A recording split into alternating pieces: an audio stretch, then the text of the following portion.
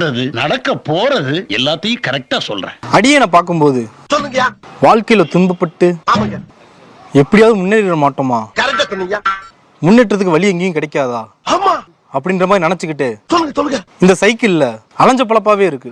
ஆஹா, ஐயா நீங்க என்னையா ஜோசியர்? குழப்பமா இருக்கு. குழப்பத்தை நீங்க தவிர்க்கணும். முதல்ல உங்க மேல நம்பிக்கை வைக்கணும். உங்க மேல உங்களுக்கு துளிய கூட நம்பிக்கை இல்லை. உங்க மேல நீங்க நம்பிக்கை வைக்கணும் அப்படின்னா உங்களை சுற்றி உள்ளவங்க மேல நீங்க நம்பிக்கை வைக்கணும். நம்பிக்கை வைக்கிற மேல நம்பிக்கை வச்சா மட்டும்தான் உங்க மேல நீங்க நம்பிக்கை வைக்க முடியும்.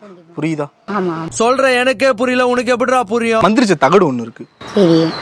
அந்த தகடை நான் உங்ககிட்ட கொடுத்தேன் அப்படின்னா உங்க சைக்கிளை முன்னாடி நீங்க விட்டுட்டீங்க அப்படின்னா இந்த சைக்கிள் நாளைக்கு 2 வீலரா மாறும், 2 வீலர் காரா மாறும், கார் பஸ்ஸா மாறும், பஸ் லாரியா மாறும், லாரி ட்ரெயினா மாறும், ட்ரெயின் ஏரோப்ளைனா மாறும். இந்த மாதிரி நீங்க தொழிற்படியா முன்னேறி போய்கிட்டே இருக்கீங்களா? எப்படி அம்சம் படத்துல பாத்தீங்க அப்படின்னா சரத்குமார் ஒரு பஸ்ஸை வாங்கிட்டு 10 பஸ்ஸுக்கு ஓனர் ஆவார் தெரியுமா?